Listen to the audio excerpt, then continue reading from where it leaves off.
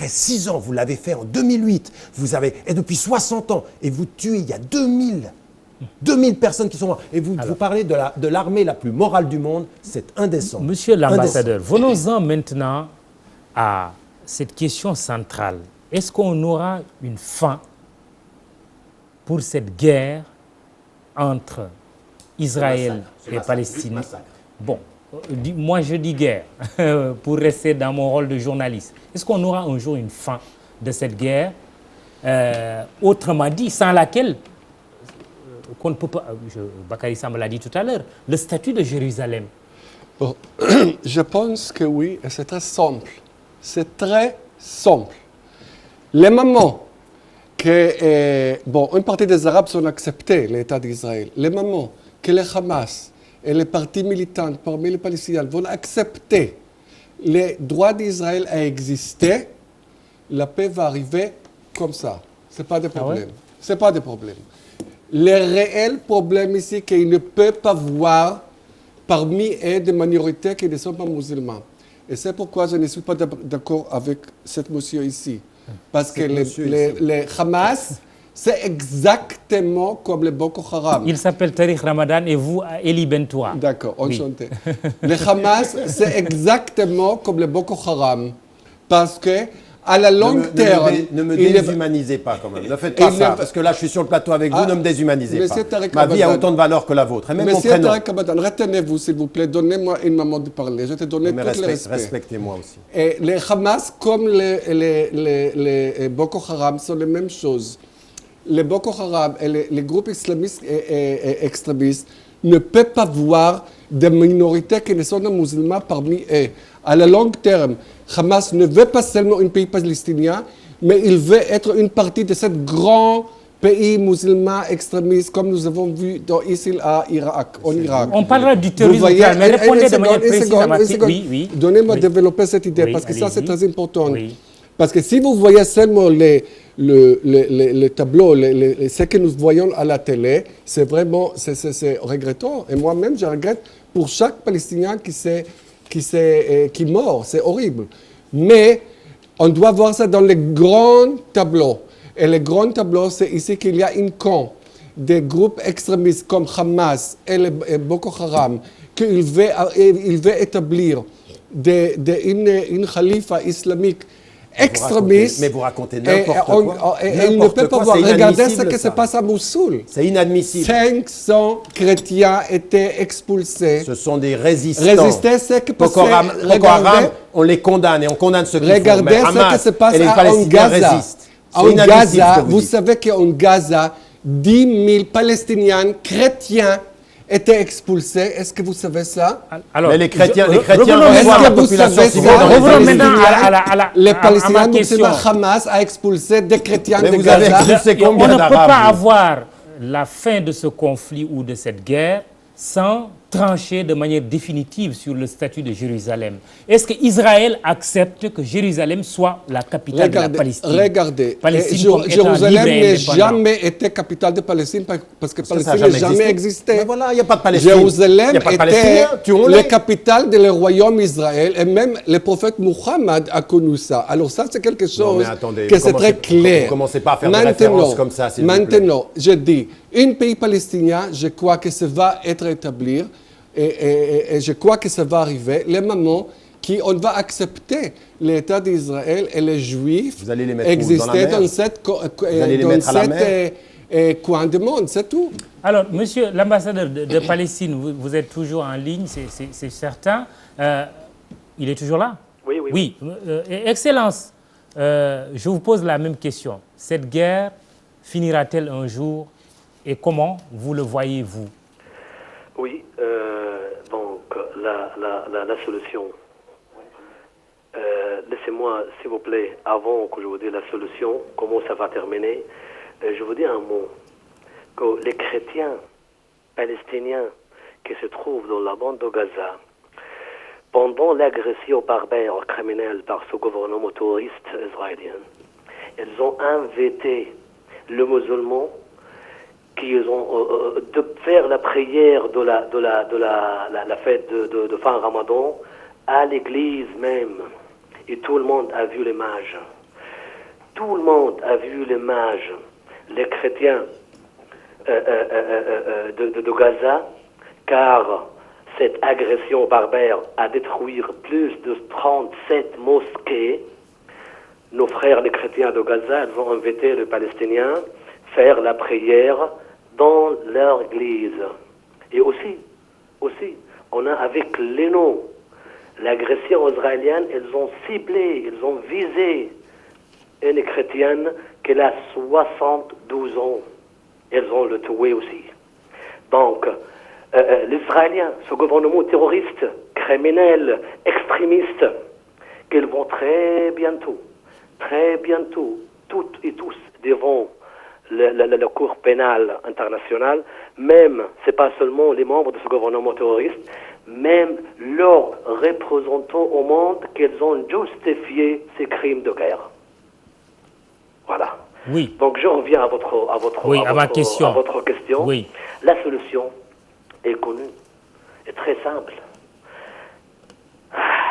C'est l'établissement d'un État palestinien indépendant sur la frontière de 4 juin 1967, dont Jérusalem-Est comme capitale.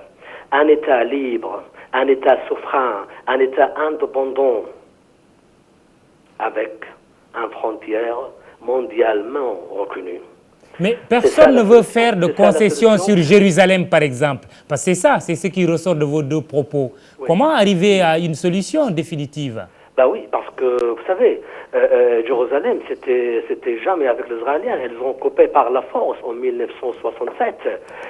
Il y a la résolution du Conseil de sécurité, il ne faut jamais oublier, 242, qui donne le droit des Palestiniens d'avoir tout de suite leur État indépendant sans France sur la frontière de 4 juin 1967, dont Jérusalem-Est comme capitale. Écoutez, mon frère Mamadou, vous savez, les Palestiniens, quand on parle des Palestiniens, depuis 23 ans qu'on négocie avec les Israéliens, est-ce que vous trouvez un homme de paix comme Mahmoud Abbas maintenant? Non. Est-ce que vous trouvez qu'un peuple a accepté seulement 22% de ces terres historiques? Mais les Israéliens, ils refusent ça. Il ne faut jamais réaliser le droit des Palestiniens. Ça se voit. Depuis 23 ans, aucun gouvernement israélien a vu la paix.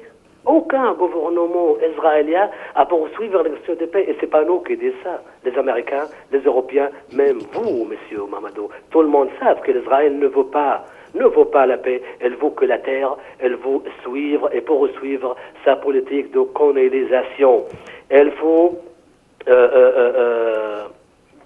mais quelles sont les concessions du côté... Il faut punir Israël. Excusez-moi, quelles sont les concessions du côté palestinien?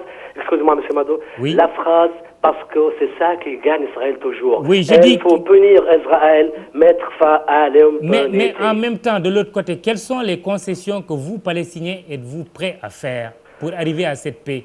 On a fait tout devant tout le monde. On a accepté seulement 22% de notre terre historique.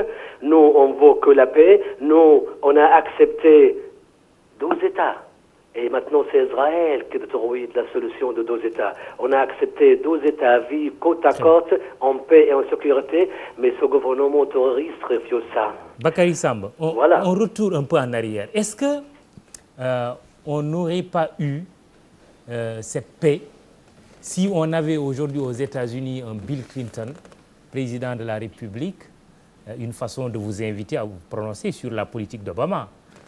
Si on avait un Yitzhak Rabin en Israël, bon, Mahmoud Abbas, tout le monde le sait, Abou Mazen était un très grand négociateur du côté palestinien, qualifié même d'homme de paix par Israël. Question pertinente parce que la question sur la paix, généralement, ce n'est pas comment, mais surtout qui. Aujourd'hui, on a perdu tous ces partenaires de la paix. Ce qui est arrivé, c'est que les Palestiniens, les partisans de la paix sont marginalisés par l'escalade et la politique israélienne aujourd'hui d'escalade et de massacre.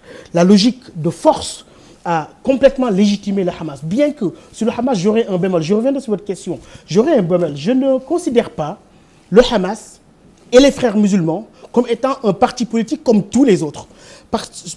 Parlant des frères musulmans, un parti politique dont l'emblème, c'est 2 sabres croisés avec un livre à l'intérieur, soit-il le Coran, mais marqué en bas, ou Aïdou, c'est-à-dire préparez-vous, ou bien préparez, on se prépare. Ce ne sont pas des partis politiques. À la paix ou à la guerre? Je ne sais pas. C'est ça qu'on ne sait pas. C'est ça qu'on ne sait pas dans leur agenda. On ne peut pas mettre sur le même. On ne peut pas mettre sur le même point de vue. Je vous ai écouté, Monsieur Ramadan. Écoutez-moi. Vous perturbez le débat. Vous n'êtes pas devant votre classe. On vous a tout. Je vous ai écouté. Écoutez-moi, s'il vous plaît. Je vous demande un peu de respect, s'il vous plaît. Ça n'a rien à voir. Rien que pour votre rang. Le Hamas est Le un mouvement Hamas, de résistance. mais vous ne faites pas le cours. Le Hamas, c'est Haraka Muqawama Islamiyya. Mouvement de résistance islamique. Voilà, c'est tout ce que je voulais que Il ne faut pas occulter non plus, comme vous avez l'habitude de le faire, la part d'Israël dans la création du Hamas pour affaiblir Yasser Arafat après de 87 avec la deuxième intifada. Il ne faut pas cacher cela. Le Hamas est en liaison. Intéressant, on verra la réponse de M. l'ambassadeur tout à l'heure. Mais répondez quand même à ma question. Le Hamas, comme les frères musulmans, sont des mouvements. Ils défendent les Palestiniens, mais ils ont un calendrier international. C'est comme les frères musulmans en Égypte, au lieu de s'occuper des Égyptiens qui ont fait la révolution pour avoir du pain et du droit. On dirait que vous parlez de Washington ou de Londres. Je vais parler de Washington. Je parle d'ici. Et respectez-moi d'ici. Vous m'avez déjà parlé comme si vous étiez depuis Paris. Vous avez un esprit un peu colonisé. Je vous demande de me respecter, vous avez un esprit colonisé, cher ami. Vous êtes le premier colonisateur. Les Arabes, voilà, on va y arriver. Voilà, les Arabes, les Arabes en général. Je vous ai fait sortir. Mais répondez quand même à ma question. Je vous ai fait sortir de votre cachette. Il faut qu'il soit respectueux de la démocratie. Oui, mais nous avons quand même un débat très démocratique. Oui, alors répondez maintenant à ma question. Bakary. Aucune leçon à prendre de vous. Très bien. Bakary, répondez à ma question. Maintenant, sur les acteurs aujourd'hui. Avec un paternalisme que vous incarnez. La question sur les acteurs. Oui. Monsieur Tariq Ramadan, s'il vous plaît, vous aurez la parole tout à l'heure. Oui, Bakary, allez-y. La question sur les acteurs. Je ne marcherai pas sur la question sur les acteurs. Très bien. La question sur les acteurs. Oui. Il faut savoir, moi je pense qu'il y a une constante dans la diplomatie des États-Unis, que ce soit Bill Clinton. Bon, il y a des pour et des contre, il y a peut-être des points de plus et des points de moins. Mais Obama, dès qu'il a été élu, moi je me suis dit, avec certains autres amis africains, il faut se détromper. Il est élu comme président des États-Unis. Il va défendre les positions classiques des États-Unis d'Amérique. Là, il n'y a rien à dire. Même ceux qui disaient que sur le deuxième mandat, peut-être, il aurait plus de marge. Mais Bill Clinton est quand même considéré comme étant le président des États-Unis qui est allé le plus loin possible dans une recherche de solutions. Mais je pense que les présidents des États-Unis sont là pour défendre les positions des États-Unis et les positions classiques. Sur ce point-là, encore une fois, je le redis, il faut donner la chance au camp de la paix. Je prends la responsabilité de privilégier Mahmoud Abbas, Abou Mazen au Hamas, avec des méthodes parfois critiquables. Je prends la responsabilité de dire qu'il n'est pas possible de mettre sur un pied d'égalité un parti politique dont l'emblème c'est 2 glaives croisés avec un livre au milieu et qui nous est marqué en bas, préparez-vous. Seydou Nourouba. Oui, je voudrais d'abord... La solution de sortie définitive de crise. Ce débat est important, mais ce n'est pas autour de cette table qu'on va trouver la solution. Je crois que la solution, c'est d'abord que les partis concernés, intéressés, impliqués, se déterminent à rejoindre le processus de paix. C'est là où on négocie. Vous avez parlé tout à l'heure du statut de Jérusalem, mais ça fait dans un package. Tout à l'heure, le professeur Samb, vous avez bien fait d'expliciter ce que je disais sur Yasser Arafat, feu Yasser Arafat. J'ai dit qu'il a fait beaucoup de concessions. Beaucoup de concessions. Et en retour, il a reçu que très peu, sinon il n'a rien reçu. Je voudrais également préciser à l'endroit de certains ici qui ont dit que même les résolutions du Conseil de sécurité ne sont pas contraignantes. Je suis désolé. Dans le cadre du chapitre 7, quand la paix et la sécurité internationale est menacée, ces résolutions sont exécutoires. Et les Nations Unies sont habilitées à faire respecter le droit par la force internationale. Combien de résolutions mentionnent l'article numéro 7? Oui, mais... Combien, je te pose une question. Combien de résolutions à la Conseil de sécurité? Parce que 2. Non, oui, mais j'arrive. Et ça n'a rien à voir avec Israël. Non, j'arrive. J'arrive. Ce que je voulais dire, c'est qu'il ne faut pas dire aussi que les résolutions ne sont pas contraignantes. C'est important, mais ce n'est pas un contrat. Mais je rappelle un peu que nous avons été membres du Conseil de sécurité et j'ai siégé pendant 2 ans au Conseil de sécurité.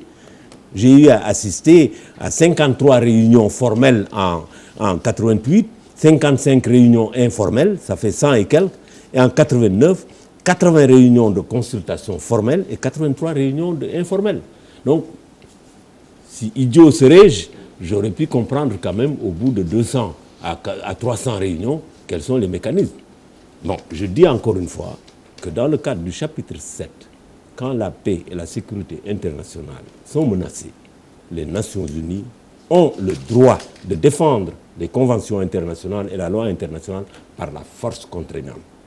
Et justement, nous voyons que ce conflit israélo-palestinien menace grandement la paix et la sécurité internationale. Vous avez parlé même de terrorisme. On va en parler. Pour ne pas anticiper. Mais tout à l'heure. Oui. Mais d'autres ont parlé de droit à la résistance. Mais c'est là l'usage de la force. Je crois que même dans l'armée, il y a ce qu'on appelle, vous avez le droit de résister quand l'ordre est illégal ou l'ordre ne respecte pas certains principes généraux. Un peuple a besoin de sécurité, un peuple a besoin de paix.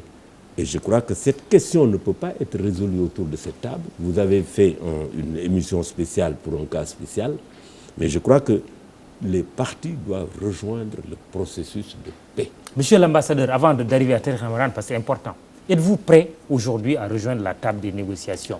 Oui, entre-temps, vous aurez quand même à répondre à quelque chose de très important. Avez-vous participé à la création du Hamas? Comme je voudrais rejoindre mon collègue ici, et je suis d'accord avec vous 100%. Et le dialogue direct entre nous et les Palestiniens, cela va amener la paix et la résolution de ce conflit qui a amené beaucoup de souffrances et beaucoup de tragédies parmi les Palestiniens et même parmi les Israéliens. Et Israël, vous avez mentionné qu'Arafat a fait beaucoup de concessions. Même Israël a fait beaucoup de concessions. N'oubliez pas, ces territoires, les Cisjordanie et la bande de Gaza, étaient dans les mains des pays arabes jusqu'en 1967. Pourquoi il n'a pas établi un pays palestinien? Ils pouvaient faire ça, ils n'ont pas fait ça. Oui. Alors ça, c'est une question qu'on doit réfléchir. Maintenant, regardez, maintenant il y a un problème, nous devons résoudre ce problème. Le problème est pour parler entre nous et les Palestiniens, c'est difficile, ce n'est pas autour de cette table. Et je crois qu'il y a des choses qui sont difficiles et des choses qui sont moins difficiles. Est-ce que l'assassinat d'un Yitzhak Rabin ne trahit pas ce que vous êtes en train de dire aujourd'hui? Votre volonté de paix. De quelle façon? Parce que Yitzhak Rabin, son assassinat a interrompu un processus de paix qui était très bien lancé.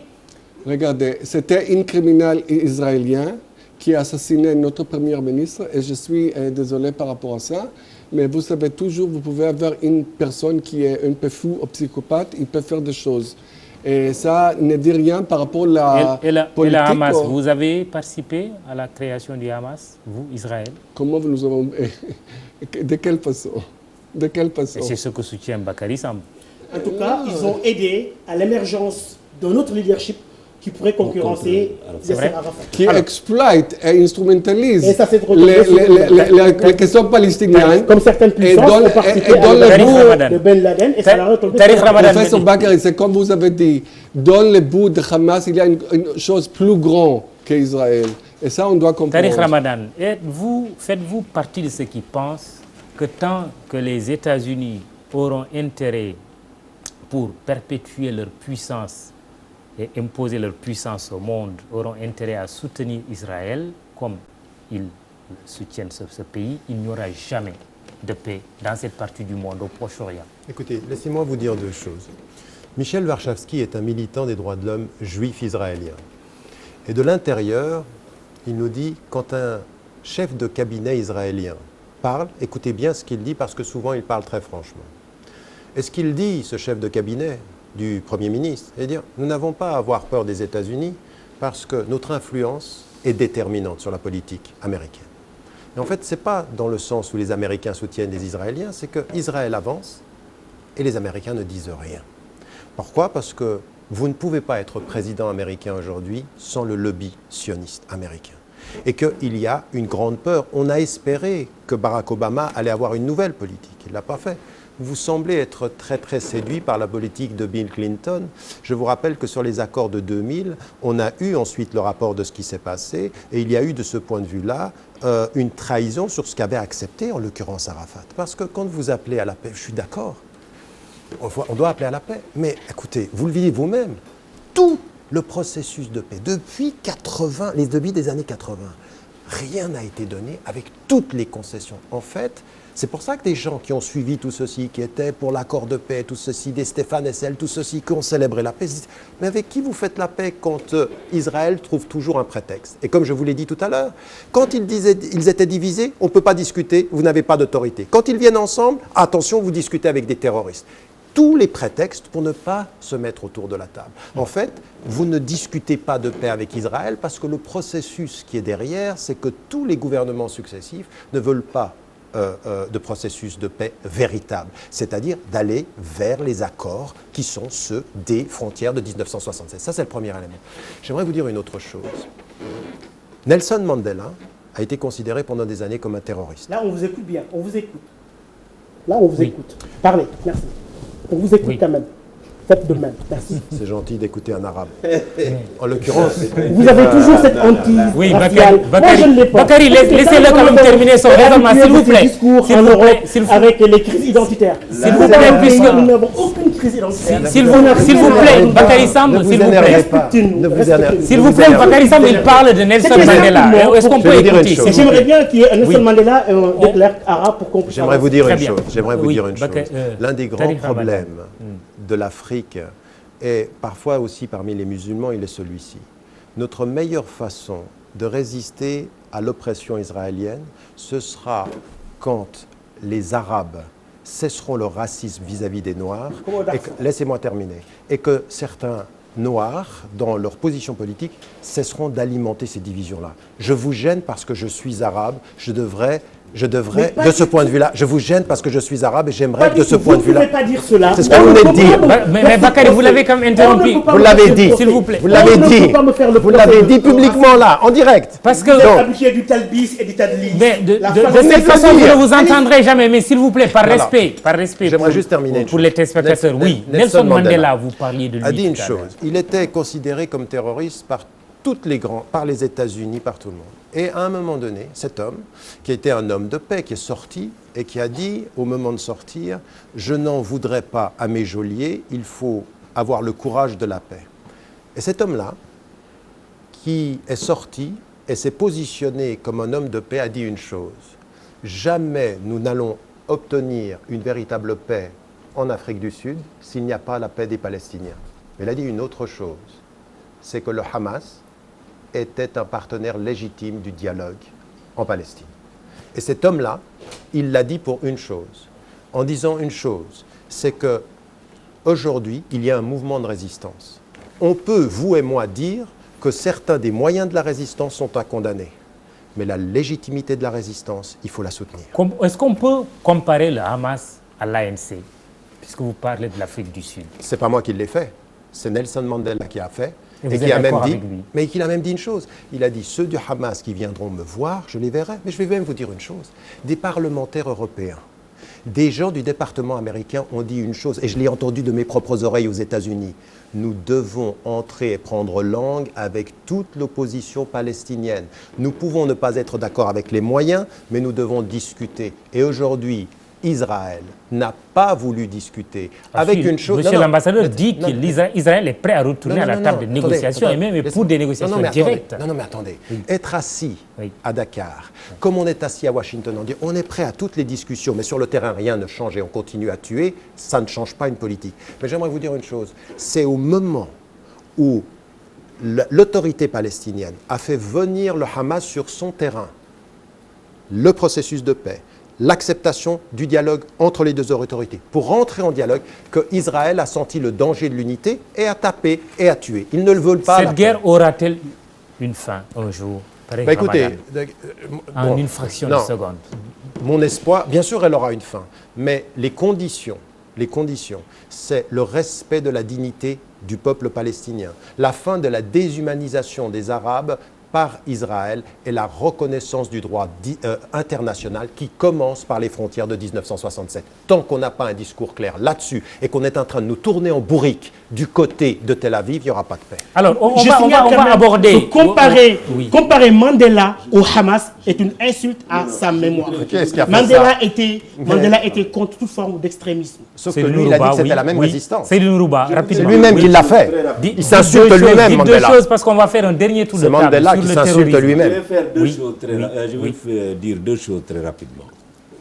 La première, c'est que au Sénégal, nous n'avons pas une approche raciale, donc raciste, des problèmes. Ah, ça, j'en suis sûr, je suis d'accord avec vous. Non. Sauf certaines personnes. Et justement, pour revenir sur la question de l'Afrique du Sud, à un moment donné, la position du Sénégal était pour une Afrique du Sud multiraciale. Mais quand nous avions encore fait de l'introspection pour ce qui concerne notre position, nous avons changé en disant une Afrique du Sud non raciale. Parce que dès que l'approche est raciale, elle peut être raciste. Nous ne sommes pas racistes, nous avons une approche méthodologique, scientifique des problèmes. Deuxième chose, je ne comparerai pas l'ANC au Hamas. Je crois qu'il faut placer ce que l'on prête à Mandela, et quand vous le dites, je le crois, dans son contexte. Mais n'oublions pas que l'ANC a été considérée pendant longtemps comme une organisation pourquoi vous refusez par ceux qui appliquaient la politique d'apartheid. Je vais vous dire, le jour où l'Afrique du Sud a été admise à l'ONU, nous étions là-bas, le jour où on montait le drapeau de l'Afrique du Sud, ceux qui venaient qu'on traitait de terroristes et qui faisaient passer leur message par des gardiens parce qu'ils n'avaient pas accès aux Nations Unies, ce sont ceux-là qui sont venus représenter l'Afrique du Sud. Oui. Très bien. Alors, monsieur l'ambassadeur de Palestine, ce sont des mouvements de résistance. Est-ce que vous compareriez le Hamas et l'ANC? Pour moi, c'est différent. Vous savez, le mouvement de la résistance Hamas est un mouvement de résistance. Le mouvement de Hamas, c'est un parti en Palestine et seulement ça manque le volet politique. Mais si je prends comme un mouvement de résistance, et j'ai dit vraiment, premièrement que j'ai dit au débat, que c'est assumé par le droit international. En Palestine, c'est l'OLP qui regroupe tout le monde. C'est l'OLP qu'on peut vraiment être comparé avec l'ANC. L'ANC, oui, l'OLP. Hamas, c'est un parti politique en Palestine, c'est un mouvement de résistance qui résiste l'occupation, mais M. Tarek Ramadan dit quand même, il reprend des propos de Nelson Mandela, qui a eu aussi, dans son combat, à évoquer le Hamas. Est-ce qu'il faut ignorer cela? Vous savez, Nelson Mandela... Votre Excellence, je dis simplement une chose pour clarifier ma position. Oui. Je dis simplement qu'on ne peut ne pas être... Mais laissez-moi terminer, lui, il m'écoute. Vous en rajoutez, vous aussi. Oui, M. Tarek Ramadan. Je dis simplement une chose. Je dis simplement qu'en termes, ce qu'a dit Mandela, et qui a été très juste, il y a une occupation et il y a une politique injuste. Ce que fait le Hamas, c'est d'être, ce que vous venez de dire, un mouvement de résistance. Maintenant, on peut être critique sur l'idéologie ou être critique sur les moyens, mais on ne peut pas ne pas reconnaître ce que vous venez de dire vous-même, que c'est un mouvement de résistance. C'est tout ce que je veux dire. Monsieur l'ambassadeur. Oui. Voilà, donc je suis tout à fait d'accord avec vous, docteur Ramadan. Hein. Je n'ai pas dit que ça, j'ai dit que vraiment c'est un mouvement de résistance.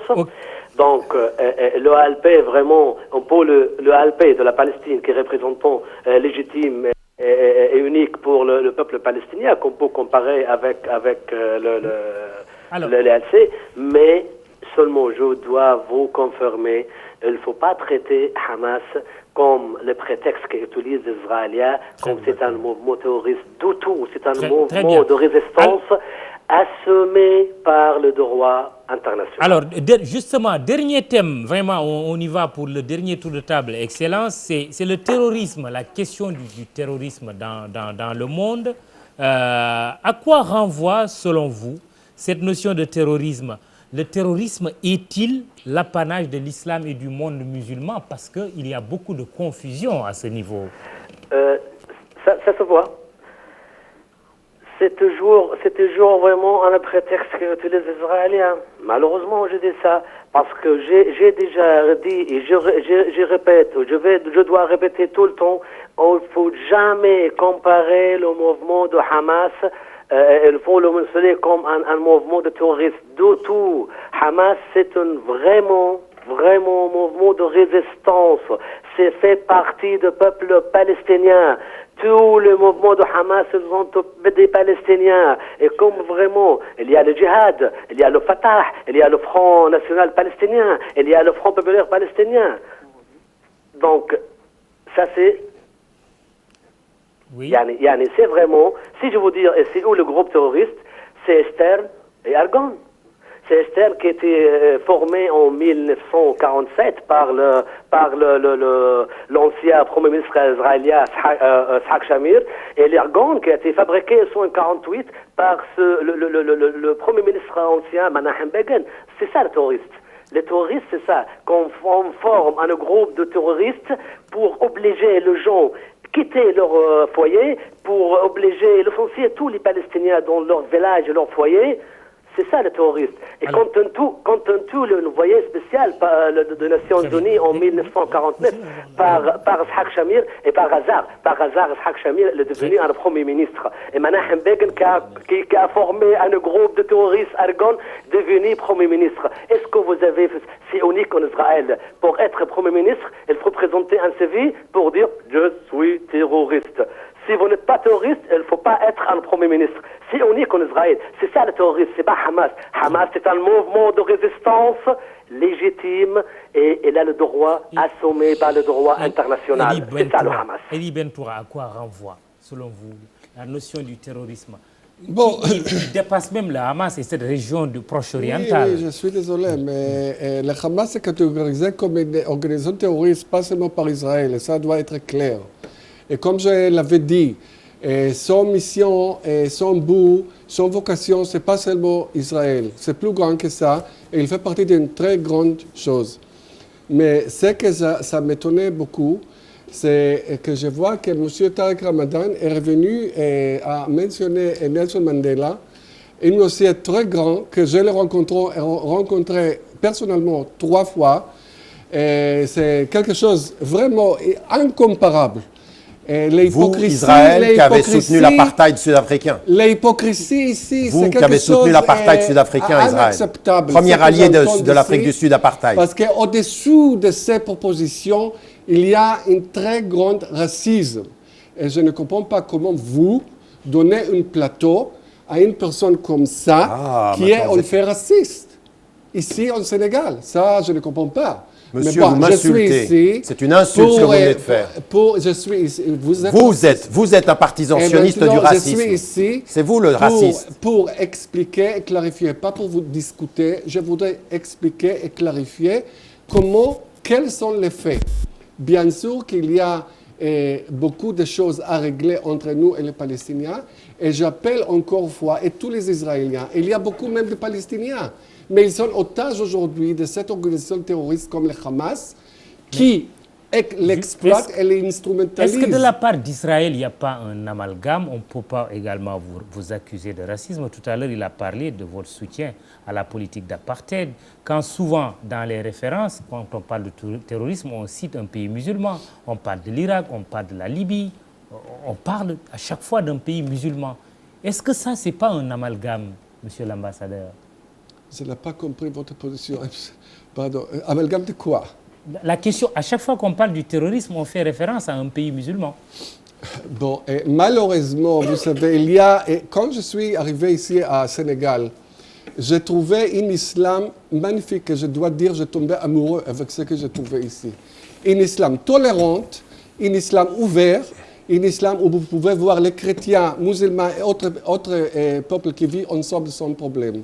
Malheureusement, ce n'est pas comme ça parmi les pays arabes. Pas tout le monde, mais il y a des éléments qui dictaient les tons et dictaient ce problème. Et ils ont entaché l'islam en général. Et maintenant, quand vous demandez à quelqu'un qu'est-ce que l'islam, c'est quoi, il vous dit que c'est une religion très agressive. Et c'est une religion terroriste et c'est tout ça. Alors ça c'est le résultat d'une petite partie, que Hamas fait partie de cet élément, qui a entaché l'islam, malheureusement. J'aimerais juste réagir à ça, parce que j'ai été traité de raciste par l'ambassadeur d'Israël, et ça, je ne peux pas admettre ça. Vous m'avez traité de raciste aussi. Non, j'ai juste fait référence à ce que vous aviez dit et que tout le monde a entendu. Vous avez dit, les Arabes sont... Non, mais voilà. Vous êtes servi. J'ai juste cité ce que vous aviez dit. Et si vous êtes du côté de l'ambassadeur israélien, c'est très bien. bien. Ne faites pas cet amalgame. Ne faites pas de tadlis et de talbis. Encore. D'accord, très bien. J'aimerais juste dire une chose. Monsieur, vous m'avez insulté et vous m'avez traité de raciste dans cette Afrique que je visite depuis 30 ans et qui est mon continent. Et je vais répondre simplement par l'ignorance de ce que vous venez de dire et qui est très méprisant, surtout de la part d'un État dont vous êtes le représentant, qui aujourd'hui et pendant des années a été considéré par les Nations Unies, par l'intermédiaire du sionisme, comme du racisme. Et ce que vous êtes en train de faire avec les Arabes et les Palestiniens aujourd'hui, c'est... Laissez-moi terminer. Cette résolution était annulée. Oui, non, mais... Cette résolution était annulée. Oui, et cette résolution, quand elle était adoptée, c'était adopté. J'ai pas terminé. Au temps j'ai terminé quand même parce que les autres doivent prendre la parole. Simplement, le sionisme par rapport aux Arabes est un racisme et la politique vis-à-vis des Arabes est raciste. Mais vous avez posé une vraie question dont il faut être très clair. Aujourd'hui, il n'y a pas de définition officielle du mot terrorisme. Oui. Pourquoi? Parce que c'est extrêmement difficile à définir. Et aujourd'hui, nous, ce que nous avons à faire, et je l'appelle partout où je vais, toute la conscience musulmane, quand il y a un acte qui est au nom de l'islam, va toucher des civils, va toucher des innocents, va se faire comme si ce qui s'est passé aux États-Unis ou ce qui se passe en Afrique ou qui touche des populations civiles, ces actes qui tuent des innocents, qui tuent des femmes, il faut les condamner. Et on peut l'appeler terrorisme, on peut l'appeler, comme le gouvernement britannique, extrémisme violent. Ceci, au nom de notre religion et des droits de l'homme, est à condamner sans aucune forme de procès. Et en même temps, il faut dire ce que Boko Haram fait, condamnation Shabab, absolue, mais sans aucune... au nord Mali, au nord du Mali, condamnation, mais sans aucune once de condition. Ceci est contre ma religion. Et j'ai ordre, de par la parole du prophète, de dire « aide ton frère qu'il soit juste ou injuste ». Et un compagnon dit « comment est-ce que j'aide mon frère injuste ?» En me levant et en l'empêchant de faire l'injuste. Donc il faut condamner. Mais il faut dire aussi que ce pourquoi nous n'avons pas aujourd'hui de définition du terrorisme, c'est qu'il y a des politiques gouvernementales qui sont des politiques gouvernementales terroristes. C'est-à-dire que quand, aujourd'hui, vous tirez, comme le fait Israël, sur des populations civiles et que vous tuez autant d'innocents, et que le pourcentage est de 90 à 95% d'innocents avec les militaires, c'est du terrorisme d'État, et là, il faut aussi le condamner. Bakary Samb, Tariq Ramadan condamne les actions qu'on a notées au nord Mali, au Nigeria, au Niger et ailleurs, en Afrique. L'ambassadeur d'Israël tout à l'heure disait qu'il est pris d'amour pour l'islam tel qu'il est pratiqué au Sénégal. Vous faites partie de ceux qui pensent que le djihadisme, que l'Afrique est considérée comme un maillon faible de la Oumma, que les pays arabes et leurs organisations satellites se considèrent comme investis d'une mission islamisatrice. Ce sont vos propos. Ce sont les miens et je les assume dans leur contexte. Ces propos ont pour contexte le conflit au nord Mali, où on a vu des phalanges, des Katiba, que lui traduit dans sa thèse comme étant des cercles de discussion, mais des phalanges qui sont arrivés du nord du Sahara pour dire qu'ils viennent nous islamiser. Alors que Tombouctou était la capitale du savoir islamique depuis le Moyen-Âge, un savant de Tombouctou, Ahmed Baba de Tombouctou, est parti, capturé comme esclave par Mansour al-Zahabi, le sultan marocain, pour enseigner pendant 14 ans à Marrakech. Je donne un autre exemple. Nous n'avons pas, sur ce point-là, comment imaginer maintenant envoyer financer des mouvements qui viennent nous islamiser. Sur la question du terrorisme, c'est vrai que le mot que les gens utilisent, djihadiste, etc., il faut revenir à une archéologie terminologique. Le mot guerre sainte n'a pas d'équivalent terminologique en arabe, par exemple. C'est un mot du pape Urbain II en 1091, lors des croisades. Mais ce sont des musulmans eux-mêmes qui prennent ce mot et qui l'utilisent à tort et à travers. C'est le Moujao, mouvement pour l'unicité, le djihad, etc. Mais un savant avait dit ceci, de très important. Et mon analyse du terrorisme, mon analyse du djihadisme n'est pas dictée ni par l'Occident, ni par Washington, ni par Paris. Je m'inspire de cet écrivain qui donne à son ouvrage le titre suivant.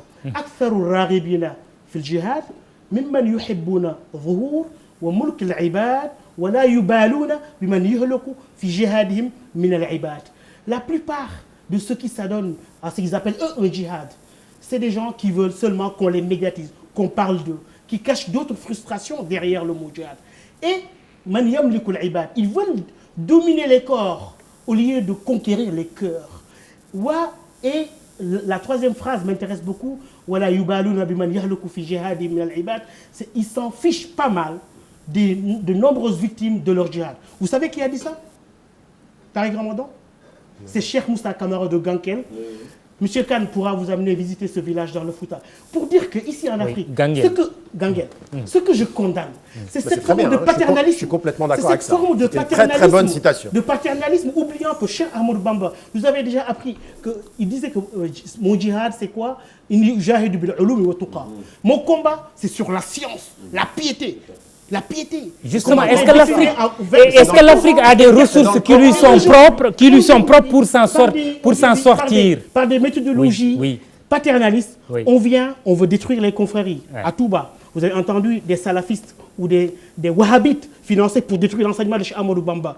Et ça crée des heurts. On nous met la conscience islamique, les frères musulmans. Alors qu'aujourd'hui, la priorité de l'Afrique, ce n'est pas l'extrémisme, ce n'est pas les frères musulmans, ce ne sont pas toutes ces idéologies salafistes et wahhabites financées aujourd'hui par le monde arabe, mais c'est le développement, mais justement, c'est la lutte pour le savoir, pour la connaissance, pour que si vous permettez à monsieur du sous-développement. Monsieur l'ambassadeur qui est tombé amoureux de l'islam au Sénégal, mais qu'est-ce que vous dites quand justement, attendez 2 secondes, qu'est-ce que vous dites quand justement ces confréries au Sénégal condamnent l'intervention israélienne? Vous savez, les conflits israélo-palestiniens, il y a normalement ceux qui comprennent la position israélienne et ceux qui sont contre les positions israéliennes. Et même moi, et même les Israéliens n'aiment pas voir toutes les victimes que nous voyons aujourd'hui. Et même hier, si vous avez entendu, le Premier ministre a exprimé son regret de ce que nous voyons aujourd'hui. Mais n'oubliez pas que parmi les 1600 victimes à Gaza, plus de 400 sont combattants de Hamas. Ouais. Ça doit être clair. Il y a quand même 1200 jusqu'à présent qui sont des civils. C'est énorme, c'est regrettable. Monsieur Saïd Nourouba, sur cette question du terrorisme dans le même sillage, l'Afrique peut-elle constituer, à travers son islam, si nous prenons l'exemple du Sénégal, comme une alternative par rapport à cette question terroriste?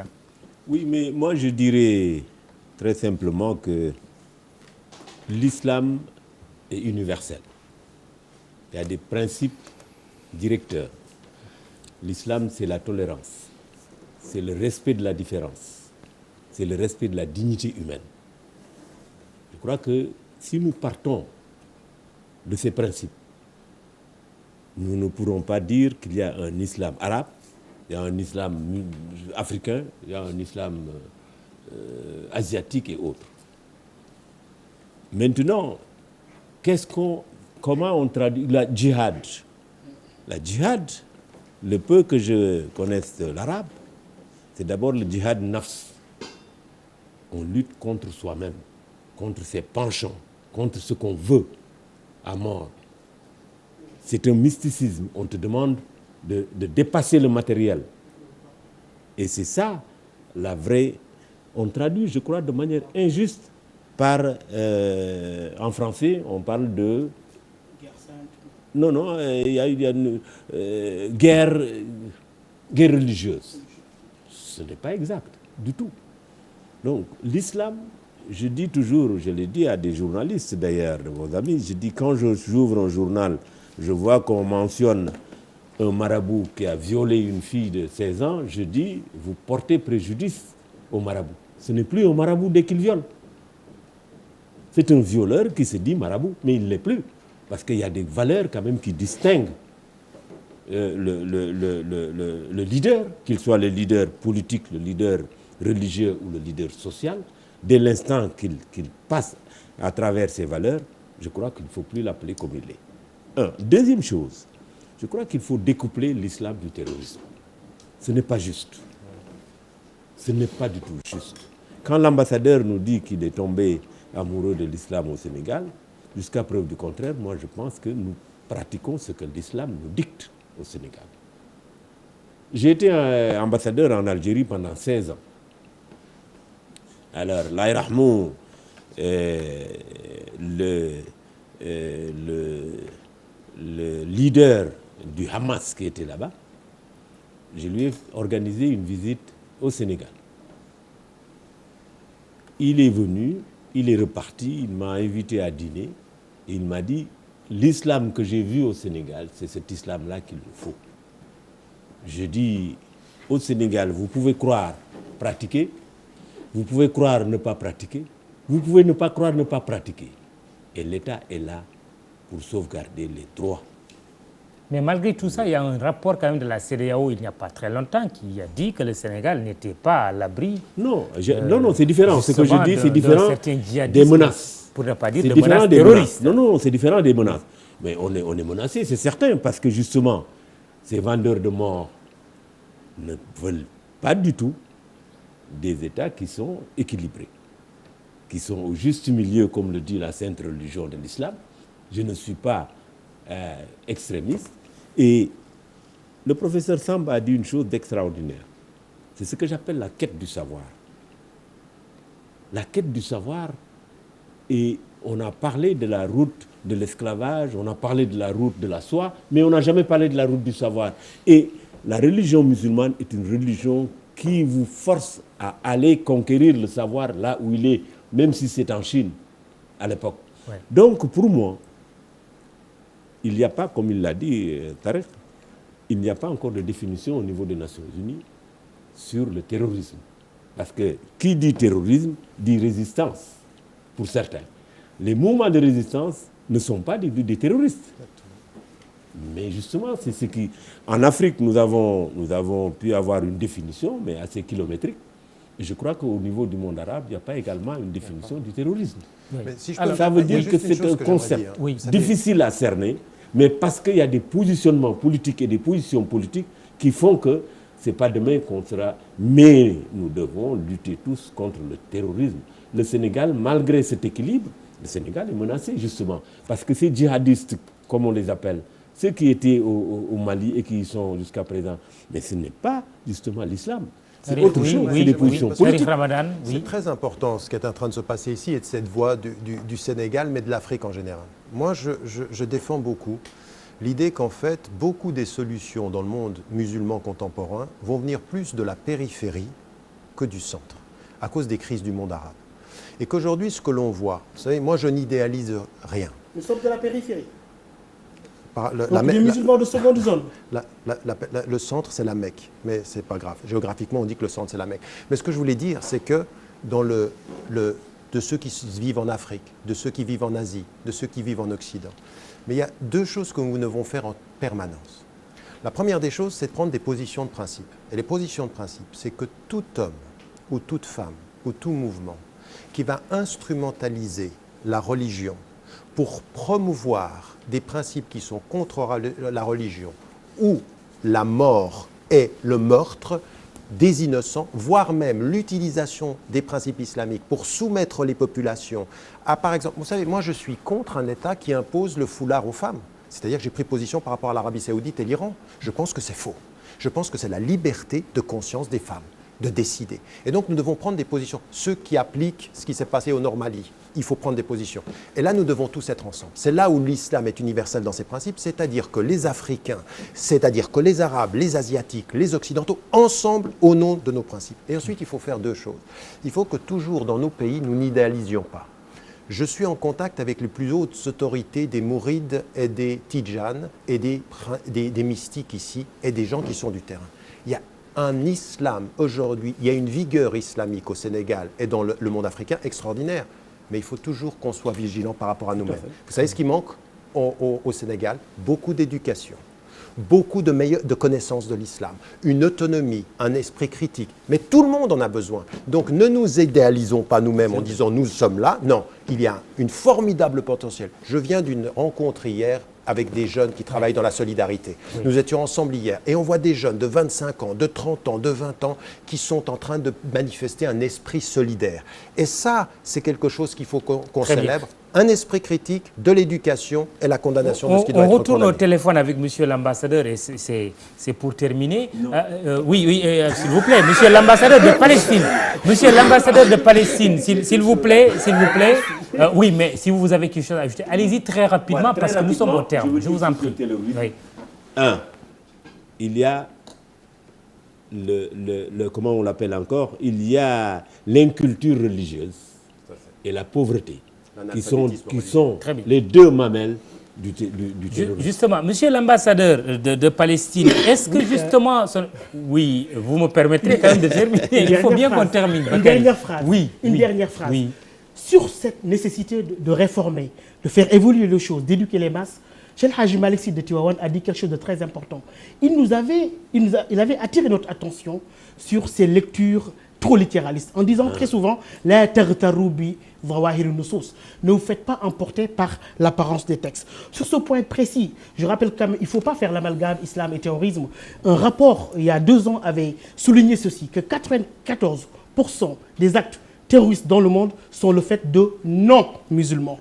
Et sur ce point précis, je pense qu'aussi, il faut qu'on respecte, malgré un islam universel, les gens dans leur diversité, dans leur culture. Oui, parce que c'est un tasawwuf que certains mouvements veulent combattre aujourd'hui. Ils veulent simplement déstructurer notre continent. Et je pense que nous avons besoin tous ensemble que chacun apporte sa pierre dans cet édifice qui est l'islam, mais aussi dans la civilisation de l'universel, pour parler comme ça.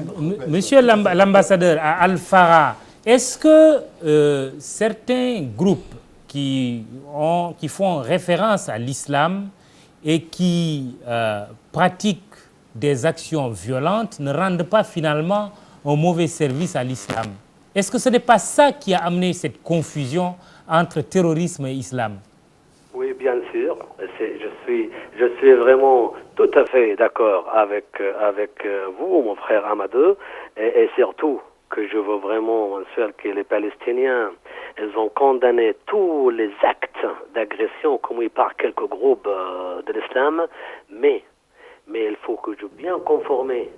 Et je vais revenir à notre sujet principal. Hamas ne fait pas partie de ces groupes de tout. Et n'accepte jamais considérer Hamas qui a fait partie. Hamas, comme je répète, je confirme, c'est un mouvement de résistance contre une occupation à notre terre. Et je veux vraiment bien conformer qu'Israël est le premier soutien de l'apartheid et de racisme au monde. Et concernant l'islam ici au Sénégal, vraiment, c'est l'islam de la tolérance, c'est l'islam de la justice. C'est pourquoi. Pour une fois, vous et monsieur l'ambassadeur d'Israël, vous êtes au moins d'accord que nous avons un islam que vous aimez tous ici au Sénégal. Mais quand est-ce que vous accepteriez de partager le plateau avec l'ambassadeur d'Israël, Excellence? Une minute seulement. Donc l'islam au Sénégal, c'est l'islam de la tolérance, c'est l'islam de la justice. C'est pourquoi tout le monde a vu que toutes les familles religieuses, tous les imams, tous les oulémas, qu'elles ont fait leur prière, la fête de Al-Aïd, c'était pour condamner l'agression barbare israélienne. Bon, même si nous avons eu droit quand même à 3 quorités, ça aussi c'est une autre façon de pratiquer notre islam, assez bizarre. Le monsieur de vous, elle a essayé de faire tout, mais tous les imams, tous les ulémas, elles vont faire la prière de Al-Aïd contre lui, contre son gouvernement, contre l'État. Pourquoi? Très bien. Pourquoi? Merci. Vous savez pourquoi? Parce que le Sénégal, la famille religieuse, les imams et ulémas, elle soutient la justice. Elle soutient le noble cause et elle considère la cause palestinienne, c'est une juste cause, une noble. C'est pourquoi tous mes respects et tous mes remerciements pour les familles religieuses au Sénégal, pour les imams, pour nos frères au Sénégal, chrétiens ou musulmans. Et moi, je fais rien, c'est eux-mêmes qui font par moi. Et moi, je peux sortir, je prends ma voiture et je pars où je veux. Pourquoi? Parce que je suis chez moi. Très bien. Tout le Sénégal, chrétiens et musulmans avec moi. Merci, monsieur l'ambassadeur. Un seul mot, vraiment, je dois le dire, que les criminels de guerre, le gouvernement de Netanyahou et tous leurs représentants au monde, qu'ils ont justifié le crime contre l'humanité et les crimes contre le réel, elles vont tirer devant le cour pénal international. Très bien, merci. Va tirer tout. Parce que quelqu'un qui justifie les crimes de guerre, c'est un criminel. Merci, monsieur l'ambassadeur. Peut-être le début des négociations entre vous deux. Vous considérez que nous avons un bon islam au Sénégal. Excellence. Vous étiez prêt à partager ce plateau avec votre collègue palestinien? Je vous l'avais dit. En Israël, il y a un grand rapport. Pour être précis. Oui, l'ambassadeur de Palestine, je le connais et je ne comprends pas pourquoi il ne vient pas ici. Vous n'avez jamais partagé une table? Non. J'espère.